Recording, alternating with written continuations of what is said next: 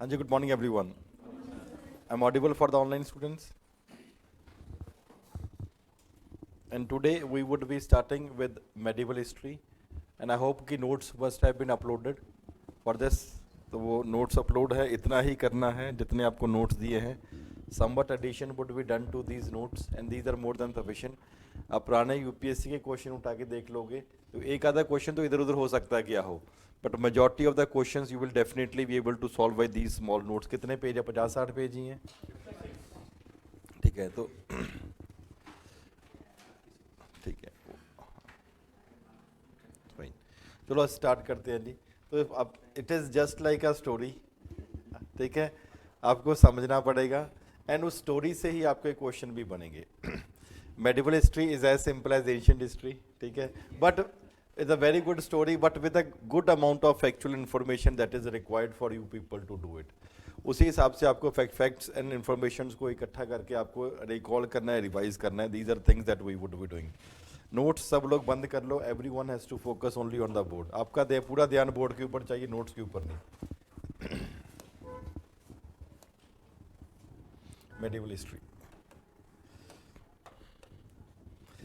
The two important persons who came from outside and attacked on India is, for example, is Mahmud of Ghazni and, for example, Muhammad Ghori was there.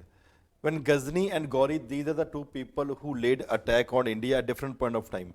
Any idea Ghazni ने कितने attack करे थे हिंदुस्तान पे in total? For example, Mahmud of Ghazni. Ghazni is basically a place in the border of Afghanistan. Afghanistan और India के border के ऊपर पास वाला रीजन वो लाई करता है. He led and 17 attacks on India from 1000 to 1027. And the main motive of this person was basically to loot, to amass as much amount of wealth from India as he can. और वहाँ पे जाके अपने empire को expand करने की कोशिश कर रहे थे. Another important person who laid an attack on India after him was Ghori.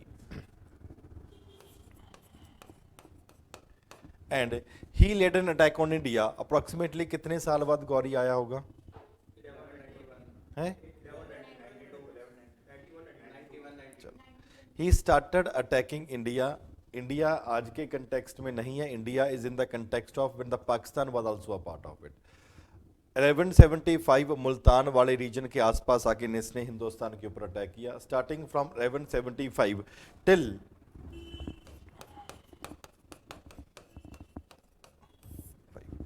He and his officers were attacking India at different intervals of time.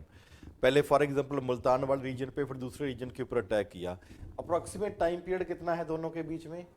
Approximately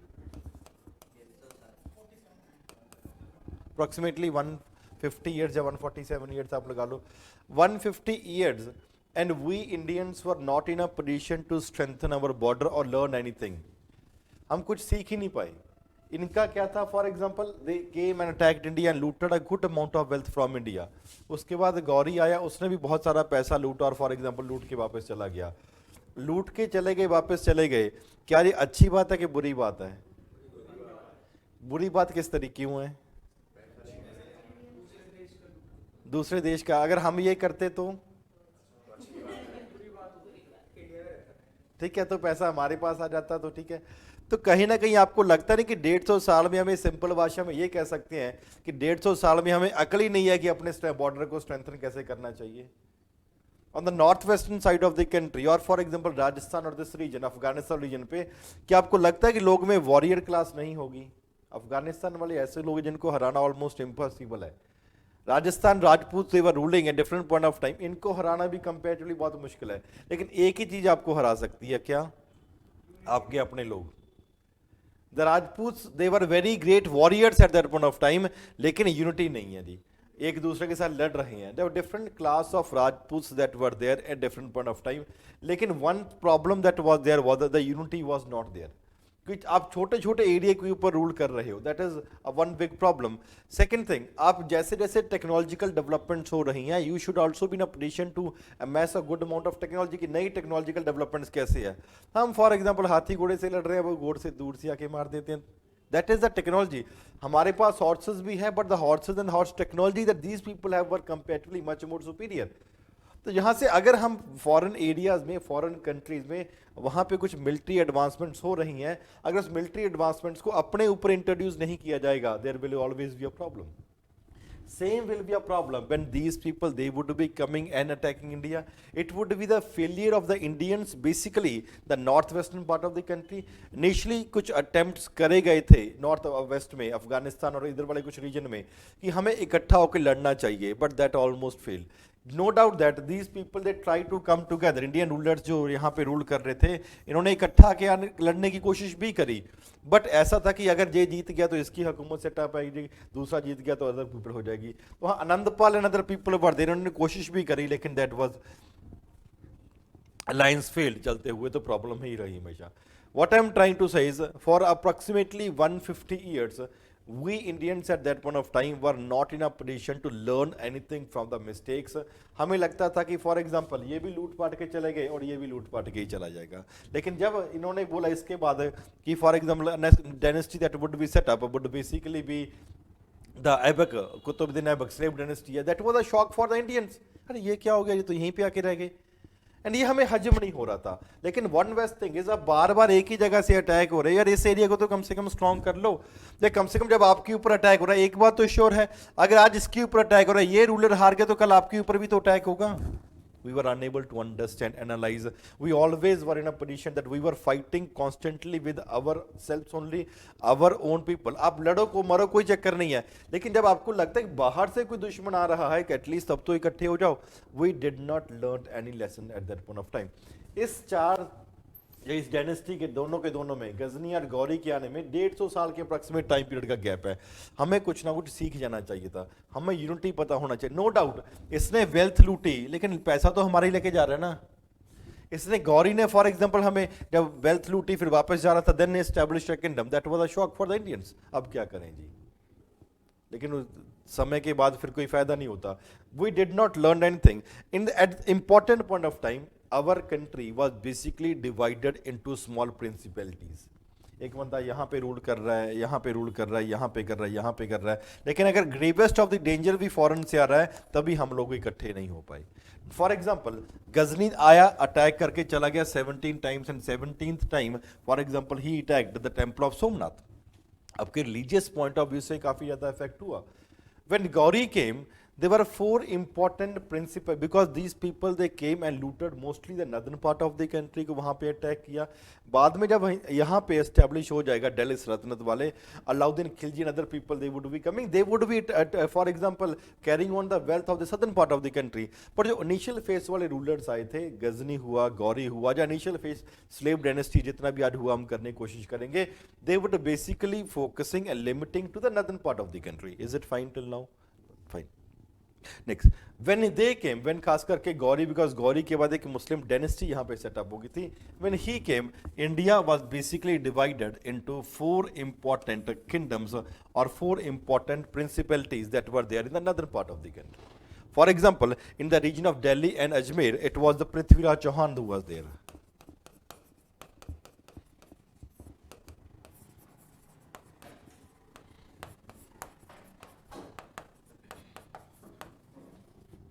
Delhi और अजमेर वाले रीजन में फॉर एग्जांपल इनकी डायनेस्टी है। Moving into the region of Kannauj, it was Jayachandra.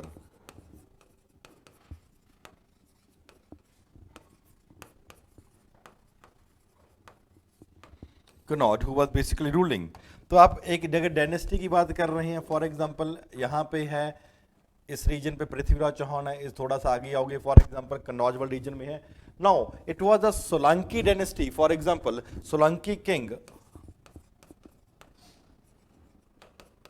Mulraj II, he was ruling over the region, for example in the region of Gujarat. ये वाला dynasty पे rule कर रहा है। यहाँ पे जो बंगाल वाला किंग है, वहां पे it was the same dynasty, इनका किंग था Lakshman. He was ruling over the for example region of Bengal, Bihar वाले रीजन पे, वहां पे इनका दबदबा था। What important thing that was there was, इसके टाइम के ऊपर इंपॉर्टेंट क्या है कि हम आपस में किसी की नहीं बनती। फॉर पृथ्वीराज और जयचंद की आपस में क्यों नहीं बनती? उसकी बेटी उठा के ले गया था, ऑब्वियसली बात है, तो इसकी वजह से फॉर एग्जाम्पल नहीं बनती। आपस में दुश्मनी होगी, ये और आपस में ये लोग लड़ते रहेंगे because they wanted to expand their own territory. और वो फॉर एग्जाम्पल लक्ष्मण सेन, वहां पे बंगाल सेन डायनेस्टी अलग से चल रही है। बंगाल हमेशा हिंदुस्तान के लिए it has been one area that has always been difficult for the capital of Delhi to conquer it. क्यों? Because of the distance that is there. और बंगाल की ज्योग्राफी इस तरीके से है कि वहां वाला रीजन, बंगाल में कुछ असम वाला रीजन भी आ जाता था, कि वहां वाला रीजन के कंटेक्स्ट में it becomes difficult in the territorial context to conquer and to continue the conquest that has been done. बहुत बार क्या हुआ, बंगाल पे ऊपर कॉन्क्वेस्ट किया, जब राजा वापस दिल्ली आ गए उन्होंने फिर रिवोल्ट करके फिर अपनी डायनेस्टी सेटअप कर ली। There will be a constant and a continuous change in the dynasties that would be taking place in the region of Bengal. वो हमारा बहुत ज्यादा फोकस पॉइंट नहीं है, लेकिन अभी क्या है, when they came it was these dynasties for example who were ruling. This can be one of the question that can be there in the prelims. Match the following, कौन सी dynasty कहां पे रूल कर रही थी? This is clear. एक बार ये लिखो 4 पॉइंट। व्हेन गौरी केम, अलग से, when Gauri came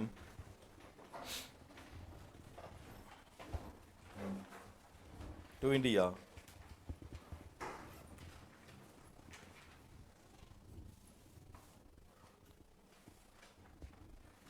when Gauri came to India, comma, 4 important chiefs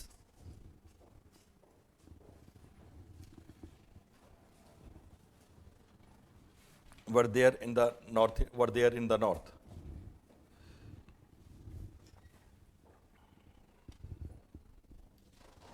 First, Prithviraj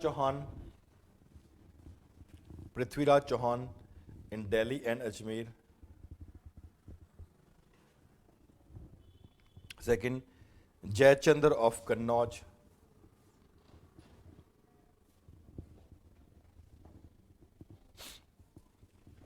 Jayachandra of Kannauj. Third, Solanki king Mulraj II of Gujarat. Solanki king Mulraj II of Gujarat.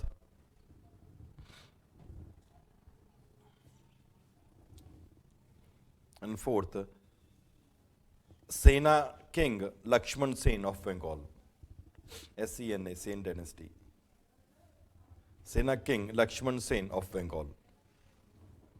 It was these 4 dynasties that were ruling in different parts of the country. But along with this, we should also be in a position to know कि अलग-अलग जगह पे, for example, when he came and he attacked different parts of the country, and कहीं पे इनको success भी मिला, कहीं पे for example इनको loss भी मिला. लक्ष्मण सेन, सेना डायनेस्टी, लक्ष्मण सेन ऑफ बंगाल. ठीक है. It was this king that was ruling. When we should be in a position to understand, जब महमूद गौरी ने अटैक किया, he attacked initially in the northwestern part, Pakistan वाला रीजन होगा. In 1175, it was a region of Multan that was attacked. Multan का इसने attack किया and he was able to win the territories of the Multan. 1178 Multan के बाद इसने एक गलती की, छोटी सी गलती भी हुई, ये गुजरात वाले रीजन के ऊपर आ गया. अगर नॉर्थ वेस्ट वाले कहीं और रीजन पर जहां पे यूनिटी इतनी ज्यादा नहीं थी वहां पे आता और जाती. He invaded the region of Gujarat 1178 but was defeated. Mahmud Gauri was defeated at that particular point of time. बाद में again he diverted his attention to the northwestern part. 1191 में इसने फर्स्ट बैटल ऑफ टरेन लड़ा पृथ्वीराज चौहान के साथ, and Prithviraj Chauhan defeated him. और एक जश्न का माहौल बन गया था पूरे के पूरे वहां पे अजमेर और दिल्ली वाले रीजन में कि क्या बात है कि हमने फॉरेन के एक रूलर को अटैक कर दिया था, और इतना जश्न रहा कि 1 साल तक वो जश्न ही मनाते रहे. टू सच एन एक्सटेंट ये बोलता कोई बात नहीं. 1192 में दोबारा आ गया. अब जब अभी जश्न के माहौल में ही चल रहे थे कि फॉर एग्जाम्पल पृथ्वीराज चौहान 2 को हरा दिया गया. किंग इज देयर, आपका मतलब है बैटलफील्ड जीत ले बस, ठीक है जीत गए, इसमें क्या है। जैसे फॉर एग्जाम्पल प्री निकल गया तो निकल गया, आगे लगो। अब लगो कि नहीं होता, प्री निकल गया, प्री पूरे मोहल्ले में डंडोरा पीटते रहो, उसका क्या फायदा, मेंस में लौट के जाओगे। इट इज इंपॉर्टेंट कि दोबारा से जब 1192 में that was a shock for Prithviraj Chauhan. Prithviraj Chauhan बहुत जबरदस्त लीडर था उस टाइम पे ऊपर, एज अ वॉरियर तो बहुत जबरदस्त था ही, चाहे वो उस टाइम पे एक विजनरी आप कह सकते हो कि नहीं उतना अज्यूम कर पाए कि हमारे ऊपर दोबारा से अटैक हो सकता है। अब जब सेकंड अटैक में हुआ, अब था जयचंद ने हेल्प करी थी, फॉर एग्जांपल किसकी हेल्प करेगा ये, गौरी की हेल्प करी कि कोई बात नहीं भाई, एक बार तो हार गया, अब दूसरे बार इसको हरा, मेरी लड़की उठा के लेके गया था, ये हारना चाहिए, ठीक है fine, the things were there. अब इसने गौरी की हेल्प करी, आपका फ्रंटियर फॉर एग्जांपल अब यहां तक आ चुके, अब कन्नौज है यहाँ के ऊपर रीजन, आगे वाला क्या बोलेगा। अब गौरी को क्या आना चाहिए, इसको इसके साथ लड़ना चाहिए कि नहीं लड़ना चाहिए, क्यों, बिकॉज आप गौरी के कंटेक्स्ट में सोच रहे हो। जयचंद क्या सोच रहा होगा कि नहीं यार मैंने उसको हेल्प करी है, इसका मेजर ऑब्जेक्टिव क्या है कि लूट के वापस चला जाएगा, ये कौन सा यहाँ पे रहने वाले हैं, they would be going back after looting the wealth for example from Delhi and region of there, तो वहां पे वो उसको था कि चलो वापस चला जाएगा, तो कोई बात नहीं बच्चे देखता हूँ। 1194 he attack the region of Kannauj, और कन्नौज वाले रीजन को भी फॉर एग्जांपल उनको हराने में काफी हद तक कामयाब हो गए। अब यहाँ पे आने कन्नौज के फर्दर ईस्ट में पेनिट्रेट करना इज नॉट दैट इजी। जब फॉर एग्जांपल आप कह सकते हो कि eastern part of UP Bihar यहाँ पे फिर भी कॉन्कर किया जा सकता है, लेकिन बंगाल की टेरिटरी या टेरेन बहुत ही ज्यादा मुश्किल हो जाता है। देयरफॉर ही हिमसेल्फ ने आगे प्रोसीड नहीं किया, वापस आ गया, और उसके बाद वापस ने फॉर एग्जांपल गजनी और गौरवाल रीजन में वापस चला गया, and he left his different commanders over there. One of the important commander that was left over there was Mohammad bin Bakhtiyar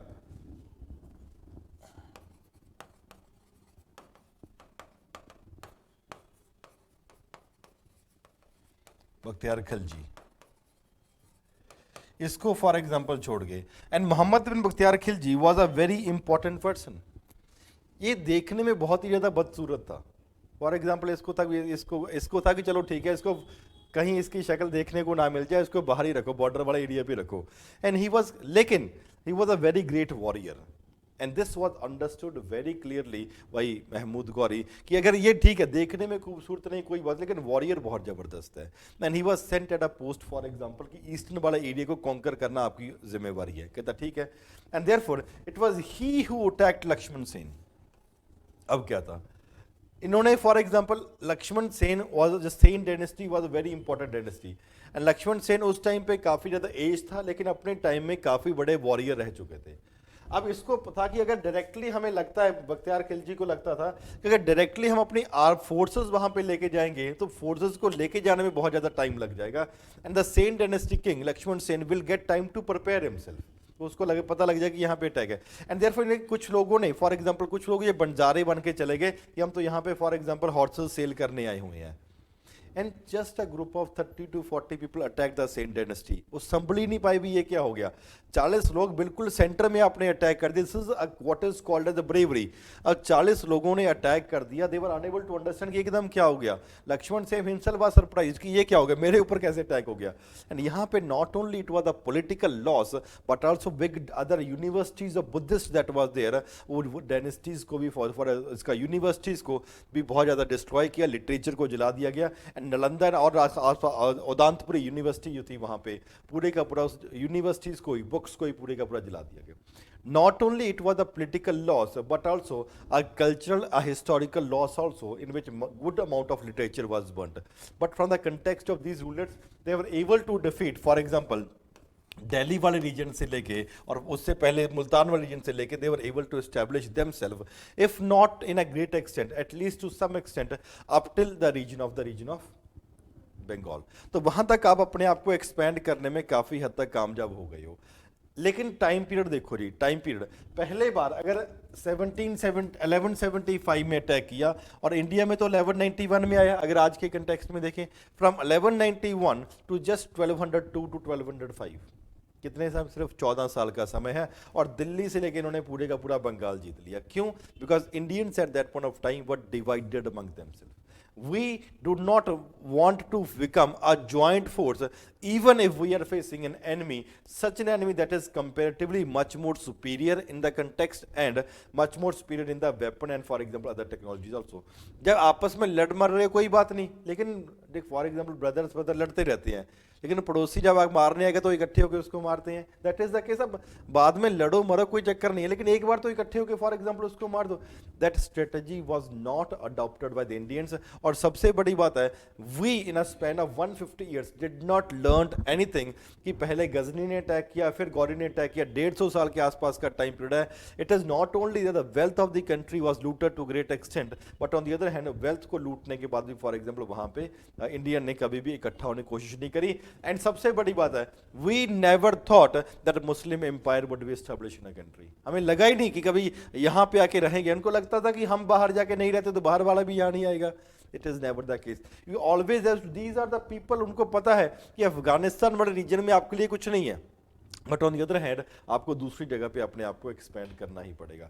therefore it is important that you need a good had to have a good amount of the wealth. और वहां पे जाने के बाद वो अपनी अपनी cities को, गौर होगा गजनी को, बहुत ही खूबसूरत तरीके के साथ बिल्ड किया. हाँ, लेकिन एक बात अलग है कि जिस तरीके से the cities were comparatively build up, दूसरे लोगों ने उन सिटीज के ऊपर अटैक किया and those cities were also in the ruin. अगर आज हम गजनी को देखते हैं, आज हम गौर एज एन सिटी को देखते हैं, तो वहां पे कुछ भी देखने को नहीं मिलता. But on the other hand, these people affected the country to a great extent, and because of the disunity that was there prevailing in the country called India at that point of time, firstly, and secondly, because we totally failed to imagine that these people would be staying in our country, जिसकी वजह से they were able to establish their own empire and continue to rule with one another dynasty to a long point of time. एक background आपको समझ आ गया है? This is just the background for our online students.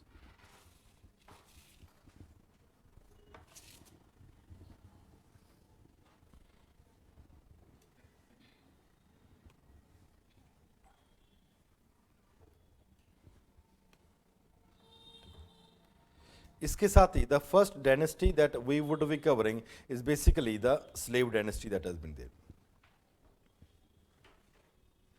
Slave क्या हुआ निशांत?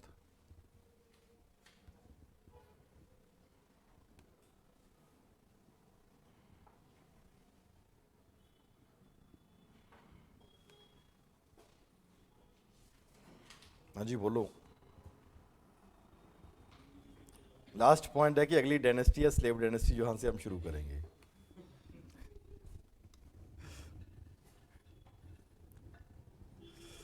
अब ठीक है.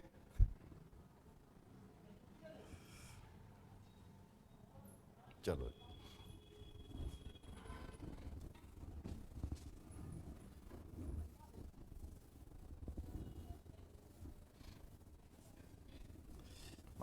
The first person who was able to establish his empire, and therefore for example it was a slave dynasty, was Qutbuddin Aibak.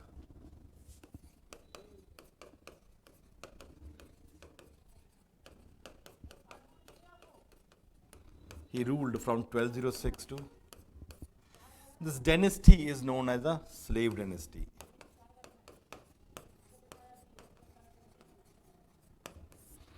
Slave dynasty क्यों बोलते होंगे इसको? He was basically a slave, a Turk of a Aibak tribe. Aibak के tribe से, जिसकी वजह से Aibak शब्द का मतलब है लॉर्ड ऑफ द मून, जिसका ये इस्लाम में एक ट्रेंड है that there is a sale and purchase of these slaves that is constantly taking place. कभी यहाँ पे खरीद लिया, किसको बेच दिया. But the important thing was the slave was basically purchased in the context. एक देखो स्लेव, ये तो स्लेव था, इसके आगे वाले जो रूल कर रहे हैं वो भी स्लेव ही चलते रहेंगे अलग अलग. यहाँ पे डायनेस्टीज चेंज होती रहेंगी, जैसे ऐबक डायनेस्टी है, फिर इल्तुतमिश वाले आ जाएंगे, फिर इल्बरी डायनेस्टी हो जाएगी, फिर ट्राइब्स हो जाएंगी. This tribal people was constantly ruling. कोई किंग है, for example Gauri, he purchased a person by the name Aibak and he was one of the slave, automatically slave होगा. तो slave होने के बाद ये गद्दी के ऊपर क्यों बैठेगा? या slave होने के बाद why a king would be giving him such a responsibility कि आप इंडिया को कंट्रोल करो? है तो नौकर ही ना. आप अपने घर नौकर को बोलोगे चल भाई ठीक है आज मैं यहाँ सोता हूँ तो यहाँ सो जा. Why? What may be the reason for that?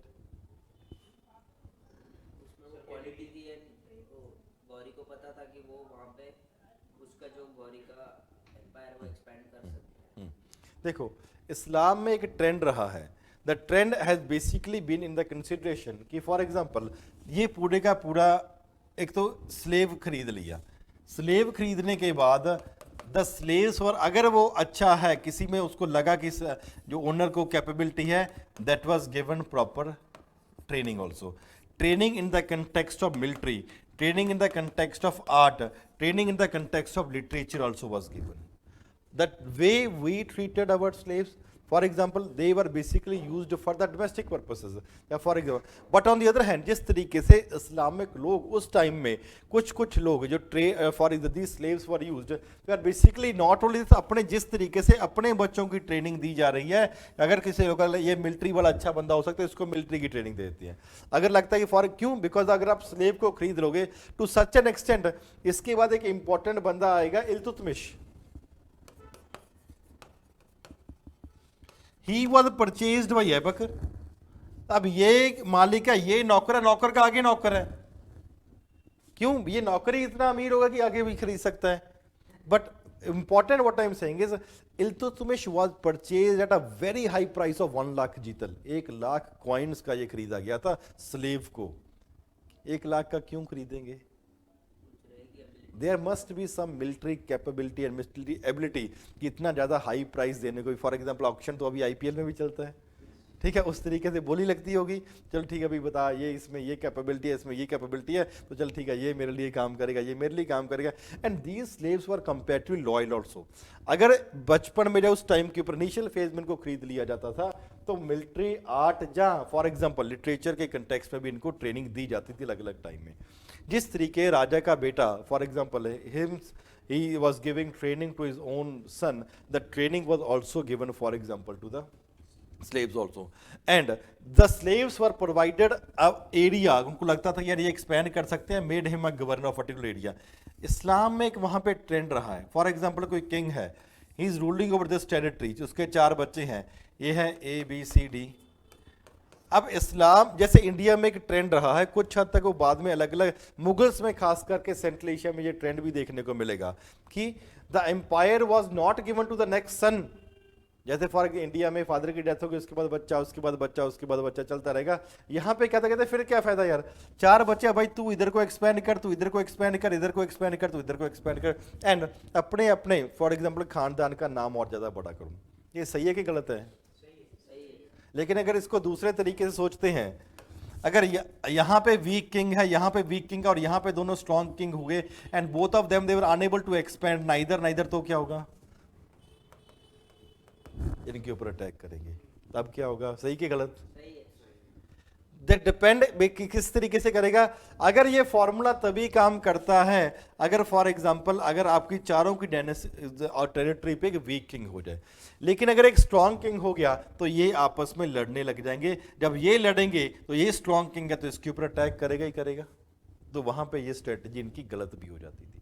Totally depend upon the circumstance. इसलिए बहुत डिस्पाइट द फैक्ट ये मुगल्स में भी ये बात आके देखते हैं कि ये अडॉप्ट सेंट्रल एशिया में ये ट्रेंड रहा है, लेकिन इसको इंडिया में जैसे ही इंट्रोड्यूस हुआ है, मुगल्स आए, उन्होंने कोशिश करी कि ये ट्रेंड हिंदुस्तान में ना कंटिन्यू किया जा सके, बिकॉज अलग अलग जगह पे circumstances are totally different. India में एक्सपेंड करने का तरीका अलग होता है, दूसरी जगह पे एक्सपेंड करने का तरीका आपका अलग होगा। चलो coming back, when this Iltutmish with Gauri, he purchased Aibak, and he was basically a slave at that particular point of time. And after the death of जब Gauri की death हो जाती है, at that point of time when Gauri was there, he was basically in charge of the Indian territory. Indian territory के ऊपर in charge है। For example जो आपके पास ये वाला एरिया है आपके ऊपर, इस एरिया का कंट्रोल है, यहाँ पे आपका फॉर एग्जांपल गौर वाला रीजन आ जाएगा, तो यहाँ पे एक और कोई बंदा for example they would be for example leading, और उसके बाद फॉर एग्जांपल इंडिया में यहाँ पे हो जाएगा।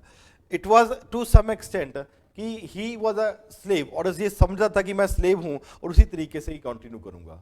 इंपॉर्टेंट डेवलपमेंट, इसका रिकॉग्निशन, इसको इंडिया का इंचार्ज क्यों बनाया था? That was basically in the consideration that the role he played in 1192 battle, that is known as Battle of Tarain. in which Gauri defeated, for example, Prithviraj Chauhan. तो जब गौरी को हराया, in that particular battle, a very important development was basically paid at that point of time. इसको use किया गया वहाँ पे, इसने काफी ज़्यादा किया. When he became the king, he took a very small title, the title that was taken, for example, Malik and Sipa Salar.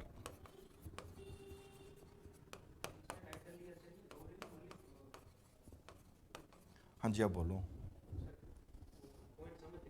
दो अलग अलग इसने, जैसे इंडिया में भी ट्रेंड था, अलग अलग बड़े बड़े टाइटल थे.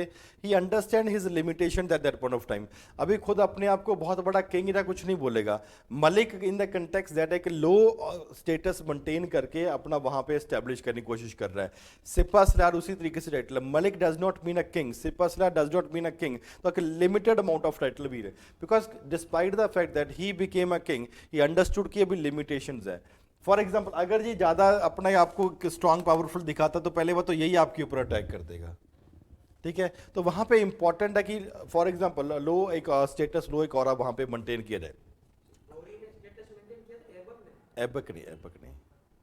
व्हेन ऐबक है ना इंडिया में, तो व्हेन ही डाइड, उसके बाद राजा बनने के बाद भी फॉर एग्जाम्पल इसने 8 स्मॉल टाइटल्स लिए थे. Not only this, he was such an important thing. कभी भी इसने सुल्तान का टाइटल ही नहीं लिया, बिकॉज अगर सुल्तान का टाइटल लेता और ज़्यादा बहुत लोग आपके ऊपर लड़ाई करने को तैयार थे. To not only this, for example he even did not issued coin on his name. तो यही सिंपल सा क्वेश्चन आते हैं जी, मलिक एंड टाइटल या सुल्तान का टाइटल लिया गया था. फॉर एग्जाम्पल इसने कॉइन्स इशू करे थे या नहीं कॉइन इशू करे थे. वहाँ पे important development took place during his time that when पहले हुआ था इन आपस में इन दोनों की बैटल होगी. This area was basically conquered by a person known as Yalduz. Yalduz को इसने हरा दिया. For a small point of time he also maintained the control of the region of Ghazni region. फिर वहां से छोड़ के वापस आ गया हिंदुस्तान में. एंड उसके बाद 1208 and 1209 में the person who became a king of this region was coming from a dynasty of Gauri. तो उसकी डायनेस्टी का राजा था, the name was Ghiyasuddin Mahmud at that point of time. Ghiyasuddin Mahmud हुआ, कहता कि यार मैं खुश हूं इस रीजन से कॉन्कर करके, मेरे को यहाँ पे तुम्हें कुछ नहीं कहना है. And therefore he ordered a letter of manumission. Manumission का मतलब आज के बाद मैं तुम्हें आज़ाद करता हूँ. Therefore, it is very important that he was given an order of manumission कि आज के बाद मैं तुम्हें आज़ाद करता हूँ, तुम आज़ाद राजा की तरह फॉर एग्जाम्पल हिंदुस्तान में वहाँ पे रूल कर रहे हो. एंड देयरफॉर 1208 and 9 के बाद he the title that was given by Mahmud on for example Aibak was the title of Sultan. इसने कभी अपने आप को सुल्तान नहीं बोला. He took a very nominal small titles like Malik and Sipa Salar, and he even did not issued any coin on his name. राजा है तो coin तो इशू करना चाहिए, but he did not do. ताकि अब लो स्टेचर का maintain किया. इसने ये एरिया भी कॉन्कर किया, बट फिर कॉन्कर करने के बाद फिर वापस आ गया, because he wanted to maintain a good relations. उसके बाद जब Mahmud another dynasty another person who became a king, Ghiyasuddin Mahmud, कभी कुछ ऐसे बंदे तो यार मेरे को कुछ नहीं लेना, जो तुम करना है करो. A letter of manumission was given, जिसका मतलब कि आज के बाद तुम आज़ाद हो, अपने नाम के ऊपर फॉर एग्जाम्पल यहाँ पे रूल कर सकते हो. And he gave the title of sultan to basically to Aibak at that particular. इसने खुद भी फॉर एग्जाम्पल नहीं अभी भी टाइटल लिया. When he became a sultan at that particular point of time, he was a good person. इसको पता था we as a Muslim have a limited amount of population that is there in a country called India. And इसके context में यहाँ पे Hindus की majority है, उसके कंटेक्स्ट में भी we can not totally go against the Hindus. We have to give certain amount of liberties to the Hindus has also to be given. And therefore, was he a cruel king to the Hindus? No, he was not a cruel king to the Hindus. He gave a good amount of liberties to the Hindus also at that particular point of time. लेकिन उसके return में इनको क्या बोलता था, आप हमें एक छोटा सा टैक्स पे कर दो. And tax was known as जजिया. इस्लाम में अलग अलग तरह के टैक्सेस है, अलग अलग टाइम के ऊपर आपको ऊपर एनफोर्स करे जाते हैं. One of the tax is known as जजिया, जिसका मतलब है कि एक ऐसा एरिया जहां पे किंग है फॉर एग्जांपल इस्लाम का, किंग इज इस्लाम, लेकिन पॉपुलेशन में इस्लाम को छोड़ के दूसरे धर्म वाले लोग भी हैं. जैसे for example there will be Hindus, there would be XYZ other people will also be there. Now it was there कि नॉर्मली क्या होता है, राजा इनके ऊपर अटैक करेगा, ऑटोमेटिकली अटैक करेगा। बट इन जो अगर कुछ रूलर ऐसे हैं जो बोलते हैं भाई हम आपके ऊपर अटैक नहीं करेंगे, ठीक है नहीं मत करो जी, लेकिन इसके बदले में आप हमें दो, you give a small amount of tax to us, the small amount of tax that was given, that was imposed upon the non Muslims, non Muslim के ऊपर इंपोज किया जाएगा, just for the reason that we would be providing you security, that tax is known as जजिया। उसको क्या बोलता है, it is जजिया, that is basically referred to as, तो सबके ऊपर है। But this was a tax that was not imposed on whole of the population of Hindus और any other sector, basically the consideration that जजिया को impose करने के लिए भी इस्लाम ने ऐसा नहीं कि बोला सबके ऊपर जजिया इम्पोज कर दो, फॉर एग्जाम्पल विमेन के ऊपर, फॉर एग्जाम्पल चिल्ड्रन के ऊपर, फॉर एग्जाम्पल ओल्ड एज के ऊपर, कभी कभी इसके ऊपर होता था कभी नहीं होता था, फॉर एग्जाम्पल हैंडीकैप के ऊपर, बहुत बार ब्राह्मण्स के ऊपर नहीं किया जाता था, it was not imposed upon this. तो कहने का मतलब जो लोग दूसरों के ऊपर डिपेंडेंट हैं उनके ऊपर आप टैक्स नहीं लगाओगे, this was a tax normally. लेकिन कुछ रूलर्स बाद में आएंगे जो ब्राह्मण्स के ऊपर भी इनको इम्पोज करने की कोशिश करेंगे, जो बाद में हम मुगल डायनेस्टी के एरिया में करेंगे। Initially it was not imposed eight that particular point of time, therefore he was comparatively a kind king toward the non Muslims also, कि उनके ऊपर कॉन्टिन्यूसली वो अटैक नहीं किएगा। When there would be a king, he extended, वहाँ पे एक simple सी बात है, उसके दरबार में कभी भी आएंगे, other people will also be coming at that point of time. Therefore, he patronized different person, an important person that was there, patronized, over patronized by Hassan Nizami and Fakre Madir. But the other important person who was patronized by him at that particular point of time.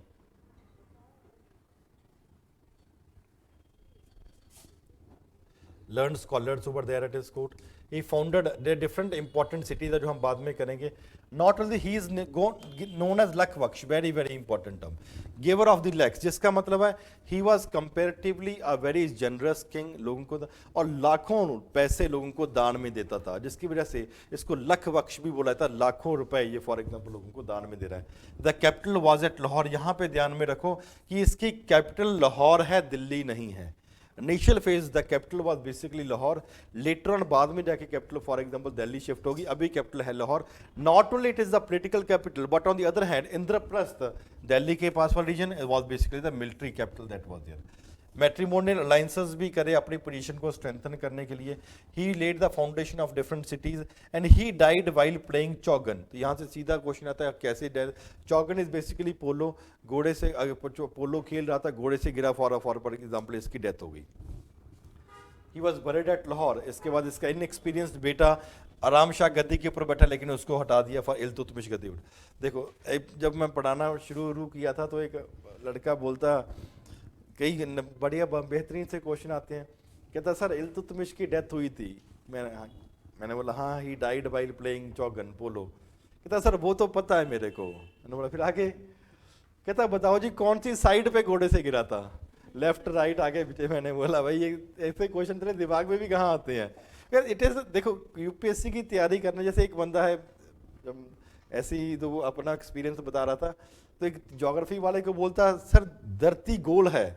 कहता हाँ जी गोल है, ठीक है। तो जब यहाँ से इधर आती है तो गिरता क्यों नहीं है नीचे। तो दिस इज, आप भी तो फिर पूरे का पूरा वो टेरिटरी उस टाइम पे फिर चेंज होता रहता है।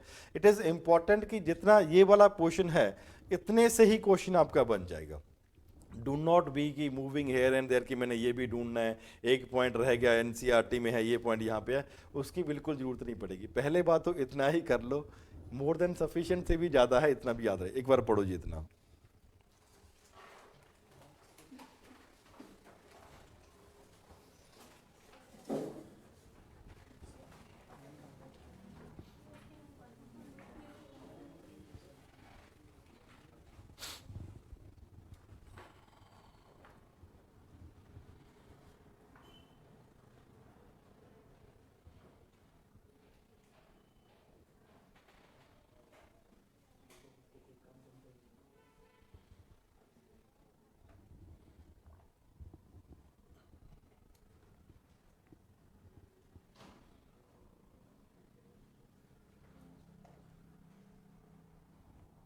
हाँ जी,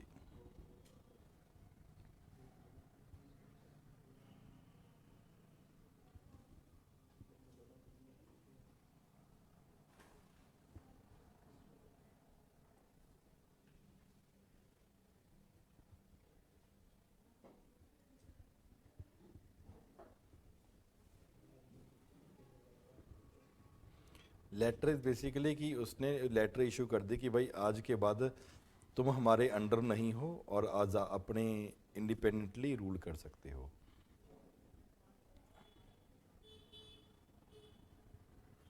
मैनुमेशन बोलते हैं कि आज़ाद कर दिया।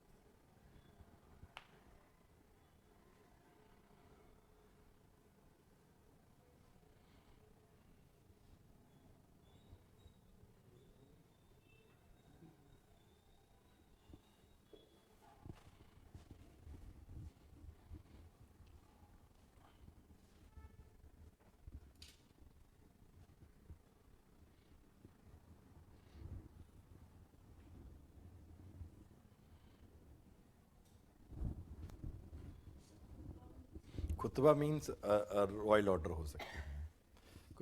दो नॉर्मली क्या होता है कि खुतबा is basically read on the Friday prayers. जब फ्राइडे प्रेयर्स होती है तो एक ऑर्डर पढ़ा जाता है, उसमें राजे का नाम लिया जाता है।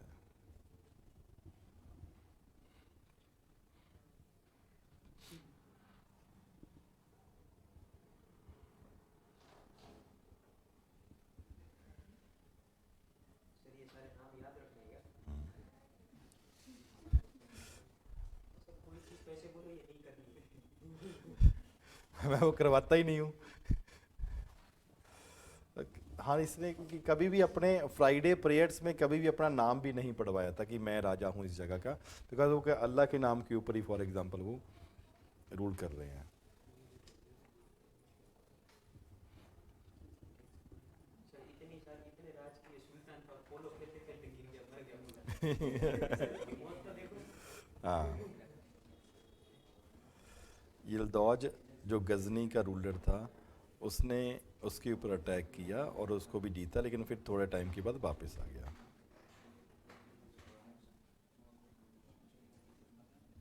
सोने की चूड़ियाँ का मतलब क्या है भाई? ये क्या मैंने बोला सोने की चूड़ी कि चिड़िया? अरे चूड़िया लिख रहा है, अरे चूड़िया नहीं होती।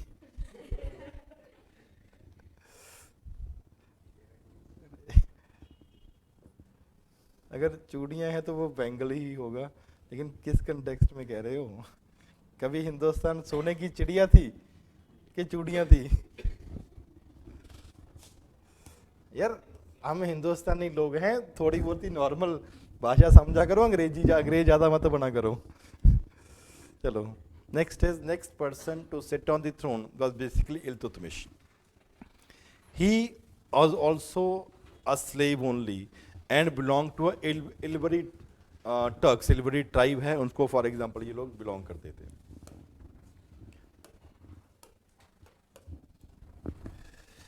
It was Aibak who has purchased Iltutmish at a very high price of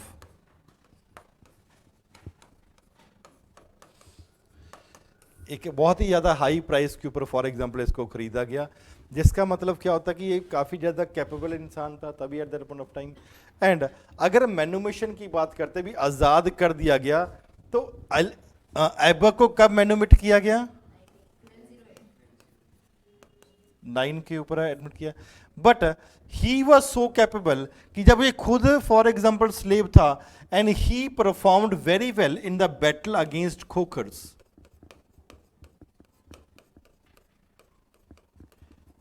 basically the people who were living in the region of Punjab, उनके ज़्यादा काफ़ी अच्छे तरीके से लड़ा। And in battle against Khokhar was for example the time period 1205 and 6। बस समझने की जरूरत है, नाम यहाँ इसका टाइम पीरियड की जरूरत नहीं है। Aibak was so much impressed by him कि ऐबक ने बैटल अगेंस्ट खोकर्स के बाद इसको आज़ाद कर दिया कि भाई तू ठीक है अपनी मर्जी से जी, जैसे जी ले अपनी ज़िंदगी, बड़ा सिस्टम था. Basically in the consideration that despite the fact that he himself continue to be a slave, इसने अपने नीचे जो स्लेव रखा हुआ इल्तुतमिश उसको आज़ाद कर दिया, मैनुमेट कर दिया.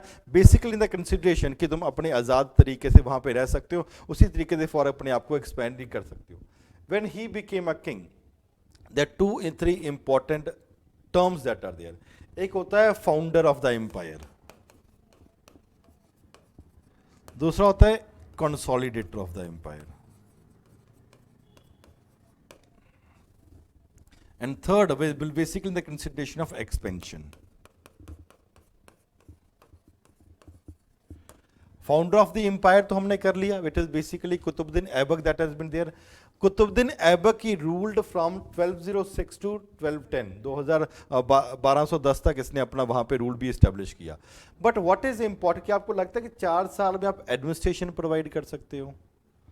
Not only this, when Qutbuddin Aibak was ruling, what was the capital of India at that particular point of time?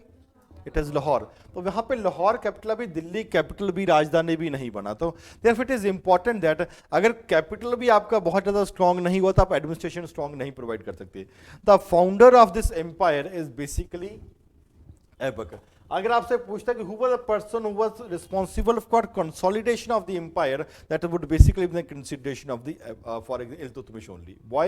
Because it was he who laid the solid foundation. Not only he shifted the capital from Lahore to Delhi, but also laid the solid foundation for the administration also. Expansion बाद होगा जब Khilji dynasty वहां पे आ जाएगी. तो पहले ऐबक और बाद में पहले इल्तुतमिश और बाद में जब बलबन भी डायनेस्टी की रूल करेंगे वहां पे, they would basically be ruling as a consolidation of the empire. Means अपने आप को एक्सपैंड करने से पहले हमें कंसोलिडेट करने की जरूरत है. Basically in the consideration that you are basically surrounded by different enemies. अगर आप हिंदुस्तान में रूल कर रहे हो, ये तो हिंदू किंग्स आपके रूलर हैं पहला. Not only Hindu kings are your rulers, but also जो मुस्लिम्स हैं वो भी आपस में लड़ रहे हैं कि वो कहेगा कि यहाँ भाई तू क्यों राजा बन गया, मैं क्यों नहीं बना. These things are also there. And thirdly there will always be a chances for a foreign invasion. ये तो रहेगा ही रहेगा ना. या आपने आज हिंदुस्तान के ऊपर अटैक किया, कल आपके ऊपर भी कोई अटैक करे. Till the time you do not consolidate your position, it will always be very difficult कि अपने आप को हिंदूज डायनेस्टी से बचा के रखना, अपने आप के खुद के दुश्मन जो घर में दुश्मन मुस्लिम्स हैं उनसे बचा के रखना, एंड अपने एरिया को नॉट एक्सपैंड नहीं करना है बट कंसोलिडेट करना है ताकि बाहर से भी कोई अटैक करेगा we will be comparative in a position to defeat particular king. Therefore, there are 3 important challenges which are being faced by every king at that particular point of time. इतना clear है. When he would be sitting on the throne, Iltutmish, तो उसको भी ये पता होगा कौन सी कोई नई चीज होगी. तो अगर वो राजा है तो उसको भी पता है. Therefore, his focus will basically be on how and what way the empire could be consolidated. First thing. Second thing, therefore he adopted different methods to consolidate his empire. Not only different methods were adopted to consolidate the empire, but it is also equally important जो officers आप in charge बना रहे हो उनको भी आपके, for example, those officers should be loyal to you. अब officer 2 तरीके के हो सकते हैं. एक ऐसा इंसान जो आपके हमेशा लॉयल है एंड कैपेबल भी है. एक ऐसा इंसान जो कैपेबल बहुत है लेकिन लॉयल्टी की उसके ऊपर डाउट है, तो उसका क्या किया जाए. पहले वाला बंदा तो कोई चक्कर ही नहीं है, जो कैपेबल है और लॉयल है उसको चाहे अपने घर पे बस रखो. लेकिन जो कैपेबल है लेकिन लॉयल्टी का शक है, उसका क्या किया जाए, उसका क्या किया जा सकता है. इसलिए इतिहास पढ़ा करो, किताबें पढ़ा करो. It is very important. क्योंकि अगर एक बंदे में ऐसे ये इंडिपेंडेंस की फॉर एग्जांपल कुछ थोड़ा बहुत हवा लग गई ना, तो वो 50 लोगों को और लगाएगा. That is therefore it is important. तो क्या किया जा सकता है, उसको ऐसी जिम्मेवारी दे दो, अगर वो जीत गया तो तुम्हारी वाह वाह हो जाएगी, अगर वो हार गया तो मर जाएगा. ऐसा एरिया कैसा हो सकता है. Therefore Iltutmish he adopted a policy in which the whole empire. अब यहां पे जब इल्तुतमिश है तो आप 2-3 चीज ध्यान में रखो. पहला, आपके पड़ोसी जो हिंदू राजा हैं वो भी आपके ऊपर अटैक करेंगे, ये तो श्योर है, क्योंकि नए नए आए हो, अभी आप कंसोलिडेट नहीं हुए हो। उनको था कि अगर मौका मिल जाए तो क्या पता इनको हम बाहर निकाल दें। दूसरा, आपके और मुस्लिम्स भाई बंधु हैं जो चाहेंगे कि ये क्यों राजा गद्दी के ऊपर बैठ गया, अरे कल तक तो नौकर था, आज गद्दी के ऊपर बैठ गया। और तीसरा, आपके ऊपर बाहर से अटैक होने का भी डर है। Therefore it is important and हर राजा चाहेगा कि अगर पॉसिबिलिटी है उसके एम्पायर को एक्सपेंड भी किया जाए। कौन कहेगा सिर्फ दिल्ली में ही हमें रहना है। Therefore he divided his empire into what is called different territorial units and those territorial units are known as एकता। तो आपके लिए एक कॉमन टर्म पूछा जा सकता है, एकता क्या होता है? It is a territorial unit the division of which was carried on basically bye Iltutmish, and an important military governor was basically made the in charge of the एकता। ठीक है, अब एकताज फॉर एग्जांपल अगर आप रूल कर रहे हैं, एकताज यहाँ पे अगर रूल है फॉर एग्जांपल दिल्ली में, एकता यहाँ पे भी हो सकता है, यहाँ पे भी, यहाँ पे भी, यहाँ पे भी, यहाँ पे भी, और फॉर एग्जांपल यहाँ पे भी हो सकता है। Therefore, the policy that was adopted by Iltutmish was basically the consideration that those persons who could not be trusted, उसको यहां पे रखेंगे कि यहां पे रखेंगे? दूर रखेंगे। क्यों? अगर ये बंदा जीत गया तो क्या होगा? तुम्हारा एरिया यहां अभी तक इतना है, एक्सपेंड करके इतना हो जाएगा, और अगर ये हार गया तो ऑटोमेटिकली बैटलफील्ड में मर जाएगा। This was a policy that was adopted by those for example Iltutmish at that particular point of time, कि he divided his empire into territorial units known as ektas and therefore made different important persons, military leaders, capable leaders in charge of those particular ektas only। And इसका double edge sword हुआ। कैसे? अपना territory को थोड़ा बहुत जहां तक possible था कंसोलिडेट किया, एक्सपेंड करने की कोशिश हुई, कहीं नहीं हुआ, कहीं होने की कोशिश करी। एंड थर्ड थिंग, जो इसके दुश्मन थे वो फॉर एग्जांपल उनको भी हरा दिया गया। इतना क्लियर है सबको? नॉट ओनली दिस, ये तो हो गया मिलिट्री गवर्नर जो कंपेरेटिवली अपने बॉर्डर एरिया के ऊपर पोस्टिंग करवाई, उनको मरवाया गया जब फॉर एग्जांपल अपना वाह करी। लेकिन क्या अकेला राजा पूरे के पूरे एम्पायर को चला सकता है? नहीं। Therefore, he always need a good amount of administration who would always be suggesting him, for example, and giving him good advice and other things. तो यहाँ पे therefore it was important that कोई भी राजा है, जैसे for example अभी मोदी है, क्या मोदी चाहेगा कि कांग्रेस का कोई बंदा फॉर एग्जांपल हमारी एडमिनिस्ट्रेशन में आ जाए? इवन कोई कैबिनेट सेक्रेटरी भी कांग्रेस का रह जाए? कभी नहीं चाहेंगे। जैसे ही सरकार आती है पहला मौका वो ढूंढेंगे, कोई भी सरकार आती है, जैसे गवर्नमेंट चेंज होती है चाहे सेंटर में चाहे स्टेट में, कि पुराने वाले लोगों को, नॉट ओनली मिनिस्टर तो अपने ही होंगे, जो एडमिनिस्ट्रेशन वाले भी हैं, चलो इनको निकाल के कहीं ऐसी जगह पे ट्रांसफर करो जहां पे इनकी कोई पावर ना हो। The same thing was, and therefore develop a class of people that is solely dependent upon you, that is solely answerable to you, and therefore he built the administration and built up, for example, an thing called Chalisa, जिसको बोलते हैं चहलगनी, means the group of 40 people। चहल या 40 जिसको बोलते हैं चालीसा, मतलब 40 कहा जाता है कि try to build up a class of people। उसका नंबर एक 40 रखा गया है, लेकिन कहा जाता है कि कभी भी वो 40 मेंबर नहीं थे। He to carry on the administration of the particular region, पूरे के पूरे region, and to advise the king he had a class of organisation, एक ग्रुप बनाया गया जिसको बोलते हैं चालीसा, एक एडमिनिस्ट्रेशन को चलाने के लिए, जिसका मतलब 40 मेंबर कभी भी 40 नहीं थे। इसके कह सकते हो कि ऐसा भी क्वेश्चन हो सकता है दैट चालीसा हैज 40 और 50 मेंबर्स इन इट, ऐसा नहीं है। The number was maximum it could be 40, but कभी भी वो 40 डेवलप नहीं हुआ था, हमेशा उससे कम ही रहते थे। It was basically the consideration that he wanted to have a class of people, at least 40 people who could be most trusted people and who could be advising Iltutmish कि आप किस तरीके से एडमिनिस्ट्रेशन को और अच्छे तरीके से चला सकते हो। इतना क्लियर है सबको? ऑनलाइन ऑल्सो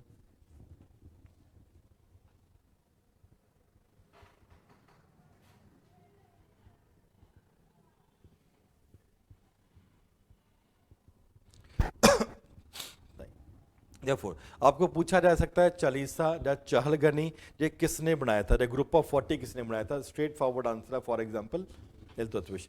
दूसरा question, who was the king who was responsible for starting the iqta system? It is Iltutmish. Third question, who was the king who shifted the capital to Delhi for the first time? तो यहाँ पे इल्तुतमिश, पहले capital था आपका लाहौर वाला reason, वहां पे capital है। नॉट ओनली दिस, जब आपका वाह वाह काफी ज्यादा होने लग जाती है, and he also defeated various Kings also, Ranthambore हो गया, मंडौल हो गया, जलौर हो गया, जो नियर बाई रीजन राजस्थान जो आसपास वाले रीजन पे, इन रीजन को भी राजपूत डायनेस्टीज को भी कंपेटिटिव ने हराया। लेकिन कुछ राजा के साथ फॉर एग्जांपल इनकी बैटल भी हुई जहां से फॉर एग्जांपल ये हार भी गए। जब आपका एम्पायर काफी ज्यादा एक्सपैंड हो गया है, आप चाहोगे कि धर्म के नाम के ऊपर भी आपको रिकॉग्निशन मिल जाए। The most important recognition for example is recognition that can be given by A caliph, कि आपको, कैलिफ मींस इस्लामिक हेड जो वहां पे है, खलीफा है, वो आपको लेटर भेज रहे कि आप भगवान, आप अल्लाह के नाम के ऊपर रूल कर रहे हो और मैं मानता हूं इस बात को कि आपका जो रूल है वो कंपेटिबली सही चल रहा है। The same letter was given to Iltutmish in 1229. The letter was given, for example, Baghdad से कैलिफ ने इनको लेटर भी भेजी कि आप सही तरीके से रूल कर रहे हो, अल्लाह के नाम के ऊपर रूल कर रहे हो। ये बहुत ज़्यादा इंपॉर्टेंट है। This letter, such a letter is important for two reason. पहला कि पूरी मुस्लिम पॉपुलेशन आपको सपोर्ट कर रही, कुछ आपके दुश्मन भी तो हो सकते हैं, लेकिन अगर धार्मिक बाबा ने बोल दिया कि नहीं भाई आप ये बंदा बिल्कुल सही अल्लाह के नाम के ऊपर रूल कर रहा है, तो पूरी की पूरी मुस्लिम पॉपुलेशन बाउंड है उसको फॉलो करने की। ये तब किया जाता है जब फॉर एग्जांपल किंग स्ट्रांग है, या तब भी किया जा सकता है अगर किंग स्ट्रांग है लेकिन किंग के खिलाफ बहुत आवाजें उठ रही हैं कि फॉर एग्जांपल नहीं यार इसको हटाओ, किसी और को रखो, कि इसको मारो, किसी और को करो, या किंग के खिलाफ बहुत रिवोल्ट या विद्रोह हो रहे हैं, तो उस कंडीशन में क्या होगा, राजा क्या बोलेगा कि भाई कैलिफ को बोलेगा भाई मेरे को लेटर भेज, ताकि सब लोग शांत हो जाए। There are two different ways, two different times when this letter could be taken from the caliph. ऐसा हो सकता है और इसके बदले में कैलिफ को फॉर एग्जांपल पैसे देते थे, और नॉर्मल जो दान पुण्य जिस तरीके से हिंदू राजा करते थे उस तरीके से ये भी करते थे, इनका अपना सिस्टम था। The letter of man, this was achieved by Iltutmish in 1229। He was a king. He introduced a purely Arabic currency. इसने purely Arabic currency भी इंट्रोड्यूस करी वहां पे।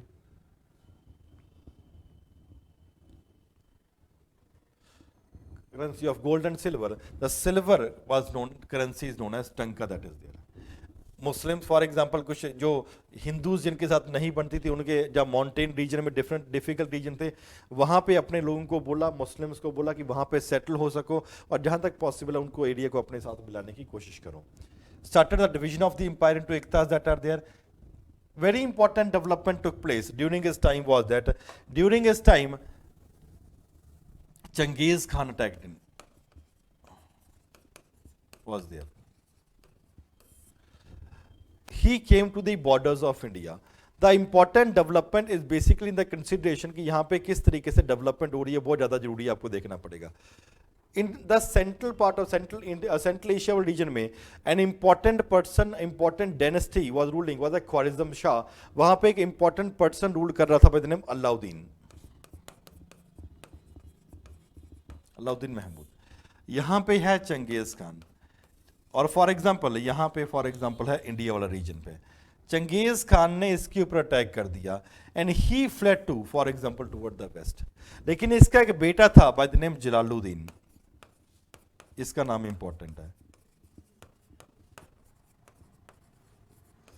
कहीं पे इसका नाम जलालुद्दीन मंगबरनी है, कहीं पे इसका नाम मंकबरनी है, does not make any difference at that to us. And he came, इसने क्या किया कि जलालुद्दीन मंगबरनी बोल मैं तो चलो हिंदुस्तान चलता हूं, तुम वेस्ट में चले गए कोई बात नहीं, मैं हिंदुस्तान में चलता हूं। इल्तुतमिश को लेटर भी भेजा गया कि भाई मेरे को इस इंडिया की टेरिटरी में ले लो, मेरे को शरण दे दो। Iltutmish understood one thing very clearly कि अगर इसको जलालुद्दीन मंगबरनी को हम फॉर एग्जांपल इंडिया में पनाह भी देते हैं तो इसकी प्रॉब्लम क्या, नेक्स्ट क्या आएगा, Genghis Khan.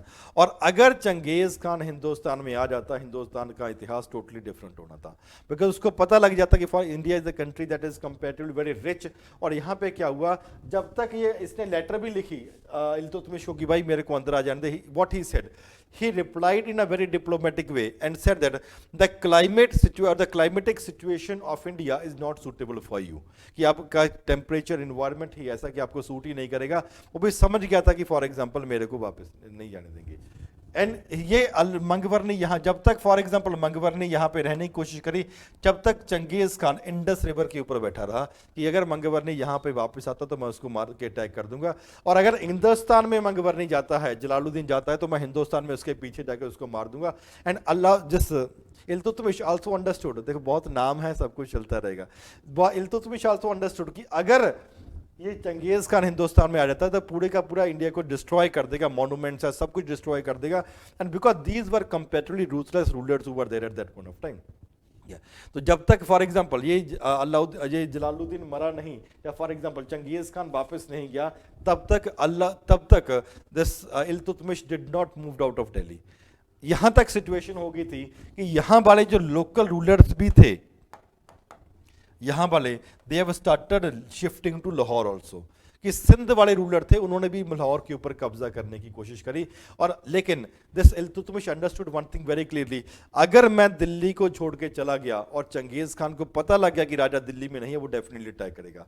Not only this, इसके टाइम के ऊपर बंगाल में भी डेवलपमेंट होने लगे, अलग अलग रूलर्स यहाँ पे भी अटैक करने लगे, यहाँ पे भी अटैक करने लगे, बट फिर भी जब तक 1227 तक जब तक चंगेज खान हिंदुस्तान के बॉर्डर से बाहर नहीं गया, फॉर एग्जाम्पल इंडस रिवर से दूर नहीं गया, तब तक he did not move out of the capital.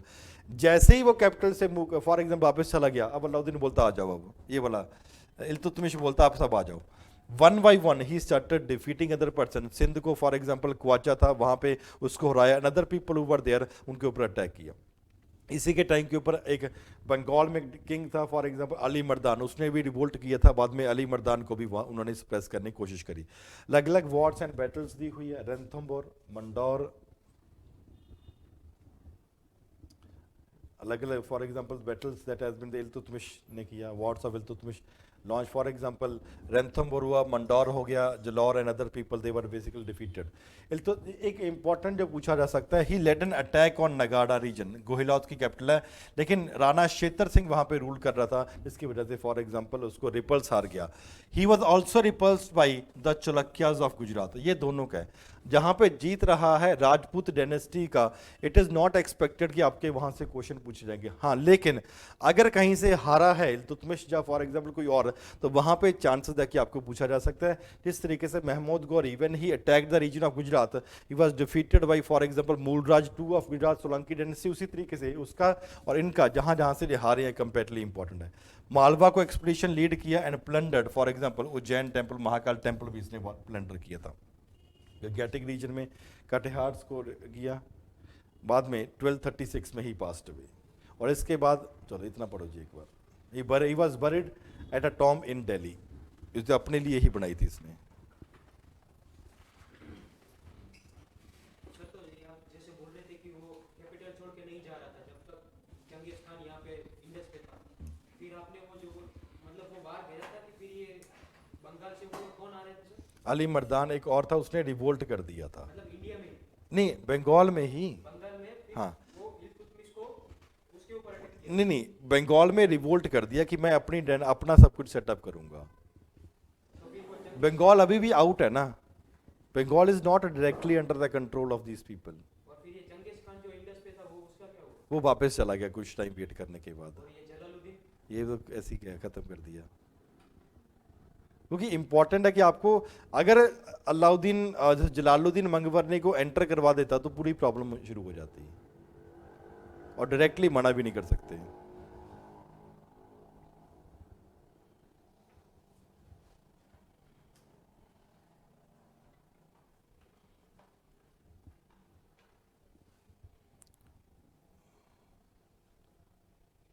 ये तो जी अभी तो चंडीगढ़ में ही पता होगा, लेकिन स्टार्ट है। सर ये कैसे मरा था?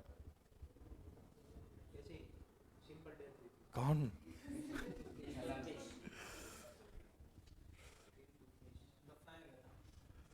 कौन? अरे मर गया, बीमार हुआ और मर गया।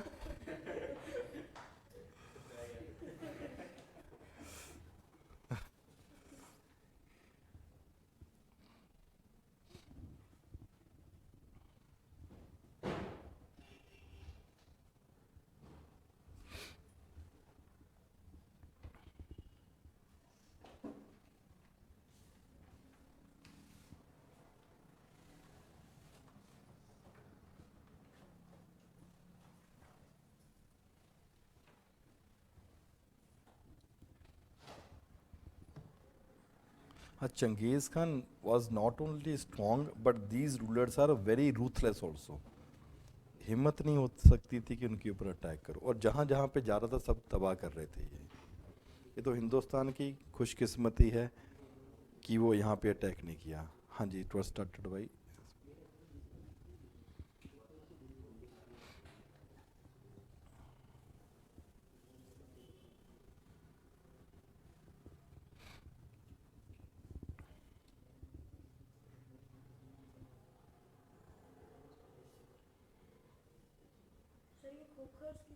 पंजाब।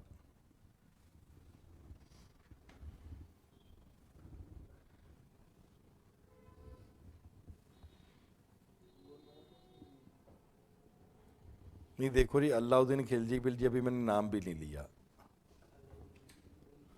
जो पढ़ा रहा हूँ वो तो याद नहीं हो रहा और आगे ही लगे रहते हो। वो अलाउद्दीन महमूद बोला ना, इसलिए अलाउद्दीन खिलजी याद आता।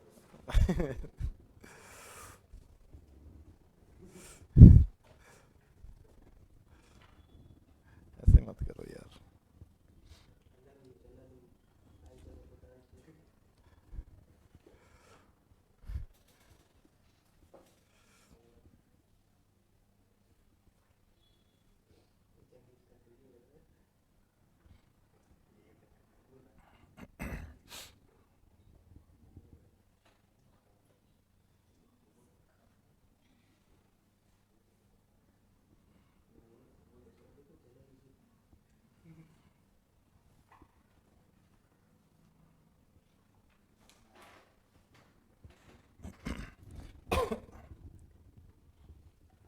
प्री में मिडिवल में से कितने क्वेश्चन आते हैं?